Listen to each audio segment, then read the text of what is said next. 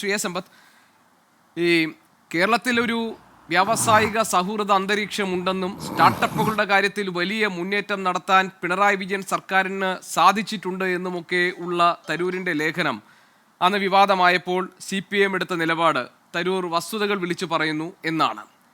പിന്നീട് അദ്ദേഹം തിരുത്തി ലേഖനം എഴുതിയെങ്കിൽ പോലും അത് കോൺഗ്രസിൻ്റെ കേന്ദ്ര നേതൃത്വത്തിൻ്റെ ശാസനയെ തുടർന്നാണ് എന്നുള്ള വ്യാഖ്യാനവുമുണ്ട്. ഏതായാലും അന്ന് CPM അതിനെ പൂർണ്ണമായി സ്വാഗതം ചെയ്തു.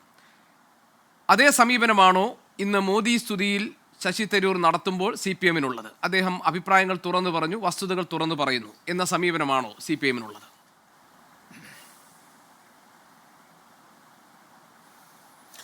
ഗോപികൃഷ്ണൻ, ഞാൻ നമ്മുടെ ഈ ചർച്ചയിൽ ശ്രീകുമാറിനെ അദ്ദേഹം ഔദ്യോഗികമായി കോൺഗ്രസിൻ്റെ പ്രതിനിധിയായി വക്താവായിട്ടല്ല നമ്മുടെ ഈ ചർച്ചയിൽ പങ്കെടുക്കുന്നതെങ്കിലും അദ്ദേഹത്തെ അഭിനന്ദിക്കാൻ ഞാൻ ഈ വേള ഉപയോഗിക്കുകയാണ്. കാരണം കോൺഗ്രസ്സിന് വേണ്ടി അത്തരത്തിൽ ഒരു കോൺഗ്രസിൻ്റെ രാഷ്ട്രീയ പ്രതിനിധിയായി നമ്മുടെ ഇത്തരം ഒരു ചർച്ചയിൽ പങ്കെടുക്കുന്ന മറ്റു പല ചങ്ങാതികളെ അപേക്ഷിച്ച് തൻ്റെ വാദമുഖങ്ങൾ, കോൺഗ്രസിൻ്റെ ആ വാദമുഖങ്ങൾ അത്തരത്തിൽ നല്ല പ്രതിരോധം തീർക്കുന്നതിന് വേണ്ടി അദ്ദേഹത്തിൻ്റെ ആ ഒരു ജേർണലിസ്റ്റിക്കായിട്ടുള്ള അദ്ദേഹത്തിൻ്റെ സ്പിരിറ്റ് അടക്കം ഉപയോഗിച്ചു. അദ്ദേഹത്തെ ഞാൻ ഈ വേളയിൽ അഭിനന്ദിക്കാൻ. രാഷ്ട്രീയമായ എതിർചേരിയിലാണ് ഞാനെങ്കിൽ പോലും ഒരു കോൺഗ്രസ് വക്താവിന് പോലും ഇത്ര നന്നായി ഈ ഇത്തരത്തിൽ ആ ഒരു വാദഗതികൾ ഉന്നയിക്കാൻ കഴിയില്ല. ഞാൻ ഇക്കാര്യത്തിൽ താങ്കൾ ആത്മാർത്ഥമായി അദ്ദേഹത്തെ അഭിനന്ദിച്ചതാണോ അതോ അദ്ദേഹം ഒരു കോൺഗ്രസ്സുകാരനായി തന്നെ ഈ ചർച്ചയിൽ പങ്കെടുക്കുന്നു, ഒരു കോൺഗ്രസ് പ്രതിനിധിയുടെ അഭാവത്തെ അദ്ദേഹം നികത്തി എന്ന് പറയാൻ ശ്രമിക്കുകയായിരുന്നു? കോൺഗ്രസ് പ്രതിനിധിയുടെ അഭാവം നികത്തി എന്നല്ല, വാസ്തവത്തിൽ ശ്രീകുമാറിനെ പോലുള്ളവരാണ് കോൺഗ്രസിൻ്റെ ആ വാദമുഖങ്ങൾ ഉന്നയിക്കേണ്ടത്, പ്രതിരോധിക്കേണ്ടത്, അത് ഉള്ളിൽ തട്ടി അത്തരത്തിൽ പറയാൻ കഴിയുന്നത്. മറ്റു പല ചങ്ങാതിമാരും വാസ്തവത്തിൽ ഇത്തരത്തിലുള്ള ചർച്ചകളിൽ വരുമ്പോൾ ഉണ്ടാകുന്ന ഒരു ദുരവസ്ഥ എന്നുള്ളത് നമ്മൾ കണ്ടിട്ടുള്ളത് കൊണ്ട് ഞാനത് പറഞ്ഞു എന്ന് മാത്രമേ ഉള്ളൂ. അതുകൊണ്ട് ഞാൻ അദ്ദേഹത്തോട്, ഒരു ജ്യേഷ്ഠ സഹോദരനെ ഞാൻ കാണുന്നത് പോലെ ഇക്കാര്യത്തിൽ അദ്ദേഹം പറഞ്ഞ കാര്യങ്ങൾ, എനിക്ക് അഭിപ്രായ വ്യത്യാസങ്ങളുണ്ട്, പക്ഷേ ഞാൻ അദ്ദേഹത്തെ അഭിനന്ദിക്കുന്നു എന്ന് പറഞ്ഞത് അതുകൊണ്ടാണ്. ഈ അദ്ദേഹം പറഞ്ഞ കാര്യങ്ങളെ സംബന്ധിച്ചോ, ഡോക്ടർ ശശി തരൂർ രാഷ്ട്രീയത്തിലേക്ക് വരുമ്പോൾ അദ്ദേഹത്തെ കോൺഗ്രസ് ഉൾക്കൊണ്ടു, അത്തരം കാര്യങ്ങളെല്ലാം അത് കോൺഗ്രസുമായി ബന്ധപ്പെട്ട വിഷയങ്ങളാണ്. കോൺഗ്രസിൻ്റെ ആഭ്യന്തര കാര്യങ്ങളോ അതിൻ്റെ രാഷ്ട്രീയത്തെ സംബന്ധിച്ചോ ഞാനിപ്പോൾ UDFൻ്റെ പ്രതിനിധിയോട് അല്ലെങ്കിൽ ശ്രീകുമാറിനോട് അവരുടെ അടുത്ത് രണ്ടുപേരുടെ അത് ചോദിച്ചിട്ട് കാര്യമില്ല. 15ാം ലോക്സഭയിൽ 16ാം ലോക്സഭയിൽ ആ രണ്ട് ലോക്സഭകളിലും ഞാനുണ്ടായിരുന്നതാണ്. ഒന്ന് 2ാം UPA ഗവൺമെൻറ്റാണ്, മറ്റേത് 1ാം മോദി സർക്കാരാണ്. പിന്നീട് ആ 15ഉം 16ഉം ലോക്സഭകൾ കഴിഞ്ഞ് 17ാം ലോക്സഭയിൽ 2ാം മോദി സർക്കാർ, അപ്പോൾ തന്നെ എത്രയായി? 15 കൊല്ലമായി. ഇപ്പോൾ അടുത്ത ലോക്സഭാ തെരഞ്ഞെടുപ്പ് കഴിഞ്ഞു, അപ്പോൾ ഇപ്പോൾ ഏതാണ്ട് 16ാമത് വർഷമായി. അദ്ദേഹം കോൺഗ്രസ്സുകാരനായി അത്തരത്തിൽ ഒരു വേഷം അണിഞ്ഞതിന് ശേഷം അങ്ങനെ ഒരു പദം ഞാൻ ഉപയോഗിക്കുകയാണ്. കാരണം അദ്ദേഹം ഉപയോഗിക്കുന്ന ചില പദപ്രയോഗങ്ങളുണ്ടല്ലോ, എഗ് ഓൺ വൺസ് ഫേസ് എന്ന് അദ്ദേഹത്തിൻ്റെ ഇംഗ്ലീഷ് പ്രയോഗമുണ്ടല്ലോ, എഗ് ഓൺ വൺസ് ഫേസ് എന്ന് പറയുന്നത്. മുമ്പ് വർഷങ്ങൾക്ക് മുമ്പ് അദ്ദേഹം ഒരു പദപ്രയോഗം ഇതുപോലെ ഇംഗ്ലീഷിൽ to follow the holy cows എന്ന് ഓർമ്മയുണ്ടല്ലോ. അപ്പോൾ അത്തരത്തിലുള്ള ആംഗലേയ പദപ്രയോഗങ്ങളെല്ലാം അദ്ദേഹം നടത്തട്ടെ. അതിലൊക്കെ ഉള്ള അദ്ദേഹത്തിൻ്റെ ആ ഒരു കഴിവ്, സാമർഥ്യം, ആ ഒരു വൊക്കാബുലറി, ആ കാര്യങ്ങളെ ഒന്നും ഞാൻ ചോദ്യം ചെയ്യുകയല്ല. കേരളത്തെ സംബന്ധിച്ച് സ്റ്റാറ്റിസ്റ്റിക്കലി കറക്റ്റായിട്ടുള്ളൊരു കാര്യം ഇന്ത്യ ഗവൺമെൻറ് തന്നെ അംഗീകരിച്ചത്, നിതി ആയോഗ് തന്നെ അക്കാര്യത്തെ സംബന്ധിച്ച് പറഞ്ഞത്, കേരളത്തിൽ വന്നതിന് ശേഷവും അതിന് മുമ്പും അതിന് ശേഷവും ഡൽഹിയിൽ തന്നെ നമ്മുടെ യൂണിയൻ മന്ത്രിമാരടക്കം പൊതുചടങ്ങുകളിലടക്കം പറഞ്ഞിട്ടുള്ള നിരവധി കാര്യങ്ങൾ കേരളം നമ്പർ 1 ആണ് എന്നുള്ളതിനെ സംബന്ധിച്ചുള്ളത്. അത് വ്യവസായങ്ങളുമായി നമുക്കിപ്പോൾ ഖനവ്യവസായങ്ങളൊന്നും നടക്കില്ല, നമുക്ക് അത്തരത്തിലുള്ളത് ലഘു ഇടത്തരം, അതുപോലെ തന്നെ നമ്മുടെ ഈ സേവന തുറകളിൽ, നമ്മുടെ ഈ IT മേഖലകളിൽ ഇങ്ങനെയുള്ള സ്റ്റാർട്ടപ്പുകൾ പലതുമൊക്കെ പുതുതായി വന്നത്. കേരളത്തിൻ്റേതായിട്ടുള്ള പരിസ്ഥിതിക്ക് ഇണങ്ങുന്ന നിലയിലും കേരളത്തിൻ്റെ സാമൂഹികമായ ചുറ്റുപാടുകൾക്ക് ഇണങ്ങുന്ന നിലയിലും നമുക്ക് ഭൂമിയുടെ ലഭ്യത എല്ലാം വളരെ കുറവായതുകൊണ്ട് അന്ന് ഡോക്ടർ ശശി തരൂരിനെ പെട്ടെന്ന് നിമിഷങ്ങൾക്കുള്ളിൽ സ്വിച്ചിട്ട ലൈറ്റ് കത്തുന്നതിനേക്കാൾ വേഗത്തിൽ വളഞ്ഞിട്ടാക്രമിക്കാൻ കേരളത്തിലെ കോൺഗ്രസിൻ്റെ നേതാക്കൾ എന്തൊരു ശുഷ്കാന്തിയായിരുന്നു. അന്നത്തെ ടെലിവിഷൻ ചർച്ചകളൊക്കെ നമ്മളൊന്ന് കണ്ടേ, ഒന്ന് റിവൈൻഡ് ചെയ്ത് ആ വർത്തമാനങ്ങളൊന്ന് കേട്ട് അദ്ദേഹത്തിന് വളഞ്ഞിട്ട് ആക്രമിക്കുന്നത് പോലെ പിന്നീട് കോൺഗ്രസിൻ്റെ നേതൃത്വം തന്നെ ഇക്കാര്യത്തിൽ അദ്ദേഹത്തെ വിളിച്ചു വരുത്തി ശാസിച്ചു എന്നൊക്കെയുള്ള വാർത്തകളും അദ്ദേഹം ഇക്കാര്യത്തെ സംബന്ധിച്ച് അദ്ദേഹത്തിൻ്റെ നിലപാട് അതിപ്പോൾ പറയാൻ വേണമെങ്കിൽ ഗലീലി പണ്ട് പറഞ്ഞതുപോലെ ഞാൻ എന്തൊക്കെ പറഞ്ഞിരുന്നാലും ഞാൻ പറഞ്ഞതിൽ ഉറച്ചു നിൽക്കുന്നു എന്ന്, സൂര്യനെ ചുറ്റിയാണ് ഭൂമി കറങ്ങുന്നത് എന്നുള്ളത് അദ്ദേഹം പറഞ്ഞു എന്നുള്ളത് പോലെ അദ്ദേഹത്തിന് പറയാം.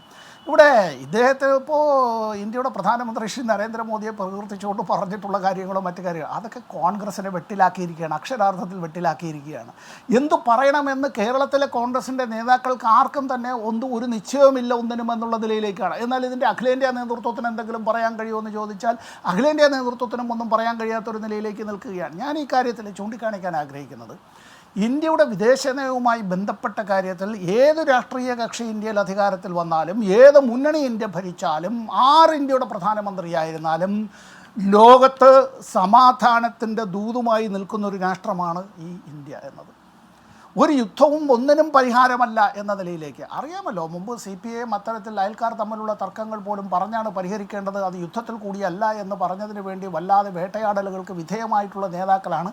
എൻ്റെ പിതാവടക്കം എന്തിനാണ് 2 കൊല്ലം ജയിലിൽ കഴിഞ്ഞതെന്ന് അദ്ദേഹത്തിന് പോലും മരണസമയത്ത് പോലും മനസ്സിലായിട്ടില്ല. ഒരു കുറ്റവിചാരണ പോലും നേരിടേണ്ടതായി വന്നില്ല എങ്കിൽ പോലും ജയിലിൽ കഴിയേണ്ടതായി, തടവുപുള്ളിയായി കഴിയേണ്ടതായ അവസ്ഥയിലേക്ക് വന്നു. അങ്ങനെ ഇന്ന് VMSൻ്റെ ചരമദിനം കൂടിയാണ് മാർച്ച് 19 എന്നുള്ളത് കൂടി ആലോചിക്കണം. നാം നമ്മുടേതെന്നും അവർ അവരുടേതെന്നും പറയുന്ന ഭൂമി എന്ന് പറഞ്ഞതിന് അന്ന് VMSനെ ഇതേ കോൺഗ്രസ് നേതാക്കൾ നമ്പൂതിരി, രാജ്യദ്രോഹി നമ്പൂതിരി എന്നൊക്കെ വിളിച്ചിട്ടുള്ളത്, അതെല്ലാം ഈ പറയുന്നത് പലരും മറന്നുപോയിട്ടുണ്ടാവും. ഞാൻ മറന്നിട്ടില്ല. നിൽക്കട്ടെ. ഉക്രൈനും റഷ്യയും തമ്മിലുള്ള വിഷയത്തെ സംബന്ധിച്ച് പഴയ സോവിയറ്റ് യൂണിയൻ പിരിച്ചുവിടുമ്പോൾ അമേരിക്ക ഉൾപ്പെടെയുള്ള രാഷ്ട്രങ്ങളുമായി അത്തരത്തിലൊരു ധാരണയുണ്ട്. അതൊരു ഇൻ്റർനാഷണൽ ട്രീറ്റിക്ക് സമാനമെന്ന് നമ്മൾ പറയാവുന്ന ആ ഒരു ധാരണ എന്താണ്? സോവിയറ്റ് യൂണിയൻ ഛിന്ന ഭിന്നമായി പോകുന്നു എന്ന് മാധ്യമങ്ങൾ പറയുമ്പോൾ, അത് പിരിച്ചുവിടപ്പെടുന്നു എന്ന് ഞങ്ങൾ പറയുമ്പോൾ, ഈ പിരിച്ചുവിടപ്പെട്ടപ്പോൾ പഴയ സോവിയറ്റ് യൂണിയനിലെ അവരുടെ ഭാഷയിൽ SSSR എന്ന് പറയുന്ന USSRൻ്റെ റഷ്യൻ പേര്, അതിലെ അംഗരാഷ്ട്രങ്ങളിൽ ഒരു കാരണവശാലും റഷ്യയുടെ അതിർത്തികളിൽ അവരെ നാറ്റോയിൽ അംഗരാഷ്ട്രങ്ങളാക്കരുത്, ഉത്തര അറ്റ്ലാന്റിക് ഉടമ്പടിയിൽ ചേർക്കരുത്. 2, അവിടെ നാറ്റോയുടേതായ സൈനിക വിന്യാസങ്ങളും മിസൈലുകളും അത്തരത്തിൽ വ്യാപിപ്പിക്കരുത്. ഇങ്ങനെ കുറേ കാര്യങ്ങളാണ് ആ ധാരണയിൽ ഉണ്ടായിരുന്നത്.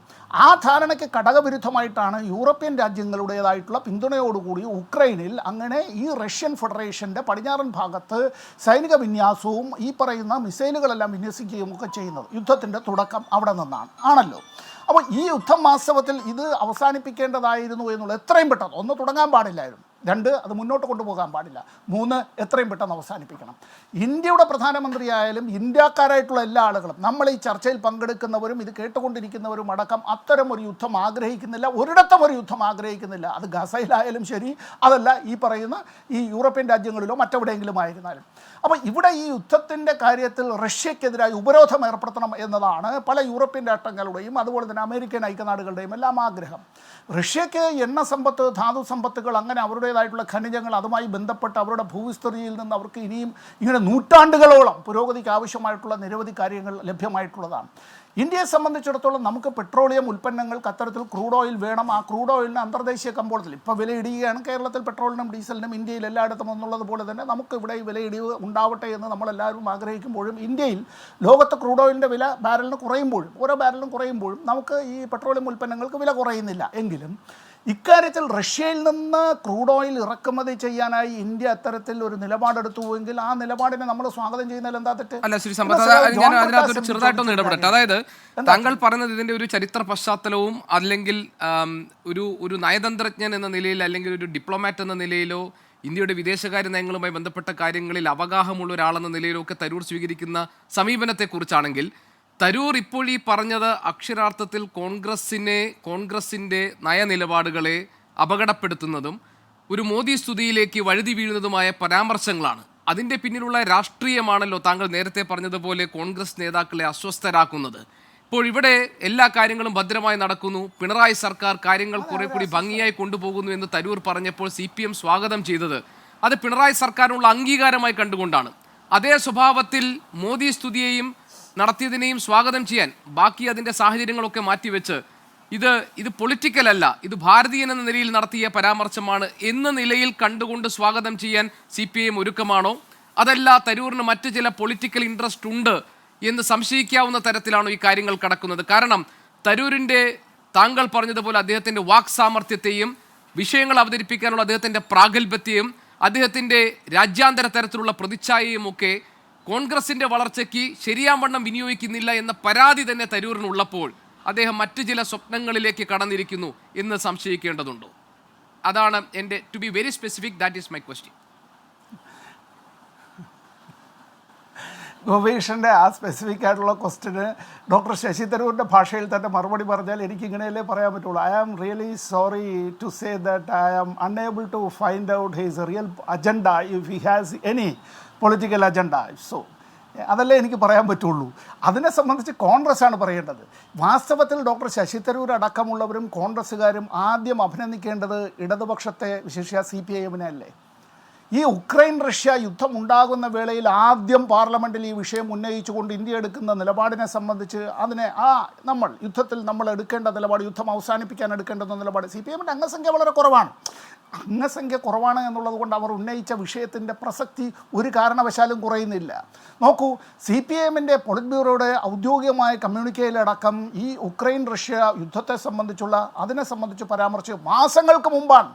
ഇന്ത്യയിൽ ഒരു പക്ഷേ ആദ്യമായി അത്തരത്തിലൊരു രാഷ്ട്രീയ പാർട്ടി ഈ യുദ്ധത്തെ സംബന്ധിച്ച് വിലയിരുത്തി ആ യുദ്ധം അവസാനിപ്പിക്കണമെന്ന നിലയിലേക്ക്, അത് ഇവിടത്തേത് മാത്രമല്ല, നേരത്തെ ഇപ്പോൾ ഫലസ്തീൻ ഇഷ്യൂലായിരുന്നാലും അതൊക്കെ തന്നെ യുദ്ധം എന്നത് വംശഹത്യയിലേക്ക്, അതെല്ലാം മനുഷ്യരാശിക്ക് എക്കാലവും വിനാശകരമായിട്ടുള്ള കാര്യങ്ങളിലേക്ക് അങ്ങനെയാണെങ്കിൽ ഞാൻ വളരെ പെട്ടെന്ന് ഒരു ചോദ്യം കൂടി ചോദിക്കാം. ഞാൻ പ്രിൻസ് ലൂക്കോസിലേക്ക് പോകുന്നതിന് മുമ്പ് ഒറ്റ ചോദ്യം കൂടി, വളരെ ഡയറക്റ്റ് ക്വസ്റ്റ്യൻ. അതായത് ശ്രീ VV രാജേഷ് പറഞ്ഞത് പ്രധാനമന്ത്രി ഇത്തരം കാര്യങ്ങൾ സ്വീകരിക്കുന്ന സമീപനത്തെ രാഷ്ട്രീയ ഭേദമന്യേ ആളുകൾക്ക് അംഗീകരിക്കേണ്ടി വരും, ഇതൊരു തുടക്കം മാത്രമാണ് എന്ന് പറഞ്ഞാൽ താങ്കൾ പറയുന്നു ഇന്ത്യ എല്ലാ കാലത്തും സമാധാനം കാക്ഷിച്ചിരുന്ന രാഷ്ട്രമാണ്, എല്ലാ കാലങ്ങളിലും സമാധാനത്തിന് വേണ്ടി നിലകൊണ്ട രാഷ്ട്രമാണ്, അതായിരുന്നു നമ്മുടെ വിദേശ നയവും സമീപനവും. അത് നടപ്പാക്കുക ഏത് പ്രധാനമന്ത്രിയാണെങ്കിലും ആ വഴിയിലൂടെ only through that dotted lines, അതിലൂടെ മാത്രമേ പോകാൻ കഴിയൂ എന്നാണ് താങ്കൾ പറയുന്നതെങ്കിൽ ഈ വിഷയത്തിൽ ഇന്ത്യൻ പ്രധാനമന്ത്രി നരേന്ദ്രമോദി സ്വീകരിച്ചിട്ടുള്ള നയവും സമീപനവും CPIM അംഗീകരിക്കുന്ന ഒന്നാണ് എന്ന് പറയും. ഗോപീഷിൻ്റെ ആ ചോദ്യം വരുമ്പോഴേ എനിക്ക് കുറച്ചുകൂടെ ഒരു ക്ലാരിറ്റി വരുത്താൻ കഴിയുള്ളൂ. എന്താണെന്നറിയോ, ഇതേ പ്രധാനമന്ത്രിയുടെ കീഴിലാണ് ഇന്ത്യക്കാരെ അനധികൃത കുടിയേറ്റക്കാരാണ്, അവർ ക്രിമിനലുകളാണ് എന്നുള്ള മുദ്ര കുത്തിയിട്ട് കയ്യാമം വെച്ച് കാലിൽ ചങ്ങലയിട്ട് ഒന്നിലേറെ തവണ വിമാനങ്ങളിൽ അമേരിക്കയുടേതായ US എയർഫോഴ്സിൻ്റെ സൈനിക വിമാനങ്ങളിൽ കൊണ്ടുവന്ന് ഇറക്കിയത്. വെനിസ്വേലയിൽ അങ്ങനെ നടന്നില്ല, മെക്സിക്കോയിൽ അങ്ങനെ നടന്നില്ല, തൊട്ടപ്പുറത്ത് നേപ്പാളിൽ അങ്ങനെ നടന്നില്ല. ചില രാഷ്ട്രങ്ങളിലാണ് എങ്കിൽ അമേരിക്കയുടെ സൈനിക വിമാനങ്ങൾ അങ്ങനെ വന്ന വിമാനങ്ങളെ ഞങ്ങളുടെ അതിർത്തിയിലേക്ക് ഒരു സൈനിക വിമാനം കടന്നു വരാൻ കഴിയില്ല, തിരിച്ചു കൊണ്ടുപോയിക്കൊള്ളുക എന്ന് പറയുകയും ചാർട്ടർ ചെയ്ത യാത്രാ വിമാനങ്ങളിൽ അവർ വന്നപ്പോൾ നമ്മളെക്കാൾ അത്ര ശക്തിയുള്ള രാഷ്ട്രങ്ങളൊന്നുമല്ല, നമ്മളെക്കാൾ ദരിദ്രരാണ് എന്നൊക്കെ പറയേണ്ടതായിട്ടുള്ള, നമ്മൾ പല കാര്യങ്ങളിലും നമ്മൾ വികസനം, നമ്മൾ മുമ്പോട്ട് വീണ്ടും പോകുന്നു, അവരെക്കാൾ ലോകത്തിലെ സാമ്പത്തിക സൈനിക ശേഷിയിലെല്ലാം നമ്മൾ മുമ്പിലേക്ക് എന്ന് നമുക്ക് അഭിമാനിക്കാം. ശരി, നല്ലത് തന്നെ. ആ രാഷ്ട്രങ്ങൾ നമ്മുടെ പിന്നിലാണ് എന്ന് നാം പറയുന്ന രാഷ്ട്രങ്ങൾ, മാധ്യമങ്ങളടക്കം പറയുന്ന രാഷ്ട്രങ്ങൾ പറയുകയാണ് ഞങ്ങളുടെ രാഷ്ട്രങ്ങളിൽ നിന്ന് അങ്ങോട്ടേക്ക് വന്നിട്ടുള്ളവർ അനധികൃത കുടിയേറ്റക്കാരാണ് എന്ന് പറഞ്ഞ് അവരെ നിങ്ങൾ തിരിച്ചയക്കുന്നുവെങ്കിൽ അവരുടെ അധ്വാനത്തെ നിങ്ങൾക്ക് വേണം, അവരെ നിങ്ങൾക്ക് വേണ്ട, അവരുടെ എല്ലാം പണത്തെ നിങ്ങൾക്ക് വേണം, അവരുടെ മനുഷ്യത്വത്തെ നിങ്ങൾക്ക് വേണ്ട, നിങ്ങൾ തിരിച്ചയച്ചോ, ഞങ്ങളുടെ രാഷ്ട്രത്തിലെ പൗരന്മാരെ രണ്ട് കൈ നീട്ടി അഭിമാനപൂർവ്വം ഞങ്ങൾ സ്വീകരിക്കും, അവരെ ഞങ്ങൾ ചേർത്ത് പിടിക്കുമെന്ന് പറഞ്ഞപ്പോൾ ഇന്ത്യക്കത് കഴിഞ്ഞില്ല. ഇന്ത്യയുടെ ഭരണാധികാരികൾക്ക് സുപ്രീം കോടതിയിൽ നിന്ന് സുപ്രീം കോടതി ജഡ്ജിമാർ മണിപ്പൂരിലേക്ക്, ഇപ്പോഴും തീയണയാത്ത മണിപ്പൂരിലേക്ക്, മനുഷ്യൻ്റെ നിലവിളി ഉയരുന്ന മണിപ്പൂരിലേക്ക് അവർ പോവുകയാണ്. ഇന്ത്യയുടെ ഭരണകൂടം എടുക്കുന്ന നിലപാടും അവിടെ ഒരു സംസ്ഥാന സർക്കാരിനെ വെച്ചു വാഴിച്ചതും അതിനെ പിരിച്ചുവിട്ടതും പിന്നീട് രാഷ്ട്രപതി ഭരണം ഏൽപ്പിച്ചതും ഉൾപ്പെടെയുള്ള കാര്യങ്ങൾ. ഇന്ത്യയുടെ വടക്ക് ജമ്മു കാശ്മീരിന്റെ സംസ്ഥാന പദവി എടുത്തു കളയുകയും ഒരു ഭാഗത്ത് ജനങ്ങൾക്ക് തെരഞ്ഞെടുപ്പിൽ പങ്കെടുക്കാനുള്ള അവകാശം, അതെല്ലാം ഞാൻ സമ്മതിക്കുന്നു. പക്ഷെ അപ്പോഴും റഷ്യയ്ക്കും യുക്രൈനും ഒരുപോലെ സ്വീകാര്യനായ പ്രധാനമന്ത്രി ലോക സമാധാനത്തിന് വേണ്ടി പങ്കുവഹിക്കാൻ കഴിയുന്ന രാജ്യമായി ഇന്ത്യ മാറി എന്ന തരൂരിന്റെ നിരീക്ഷണത്തെ CPIM അംഗീകരിക്കുന്നുണ്ട്. അതാണ് എൻ്റെ ചോദ്യം. അത് കഴിഞ്ഞാൽ എനിക്ക് ശ്രീ പ്രിൻസ് ലൂക്കോസിലേക്ക് എനിക്കൊന്ന് പോകണം. അതാണ് എൻ്റെ ചോദ്യം. അത് CPIM അംഗീകരിക്കുന്നുണ്ടോ ഈ പോയിന്റിൽ? തരൂരിൻ്റെ വാദഗതി, ഞങ്ങൾക്ക് ഞങ്ങളുടെ പാർട്ടിയുടേതായ ലൈനുണ്ട്. CPIM നയിക്കുന്ന ഡോക്ടർ ശശി തരൂരോ കോൺഗ്രസോ അല്ല, LDF നയിക്കുന്നത് UDF അല്ല, CPIM നയിക്കുന്നത് CPIM ആണ്. CPIM അതിൻ്റെ ഒരു സംഘടനാപരമായ ഒരു രീതിയുണ്ട്. CPIM പോളിറ്റ് ബ്യൂറോ ഇത്തരം കാര്യങ്ങളിൽ CPIM തന്നെ ഇതിൻ്റെ ഈ എക്സ്റ്റേണൽ അഫെയർ, നമ്മളിപ്പോൾ ഡോക്ടർ തരൂരിനെ പറ്റി പറയുമ്പോൾ സ്റ്റാൻഡിംഗ് കമ്മിറ്റി ഓൺ എക്സ്റ്റേണൽ അഫെയർസിൻ്റെ, നമ്മൾ ആ സമിതി എന്നുള്ളത് മലയാളത്തിൽ പറഞ്ഞാൽ വിദേശകാര്യ വകുപ്പിൻ്റെ പാർലമെൻറ്റുമായി ബന്ധപ്പെട്ട സ്ഥിരം സമിതി എന്ന് പറയുന്നത് standing committee on external affairs എന്നുള്ളതാണ്.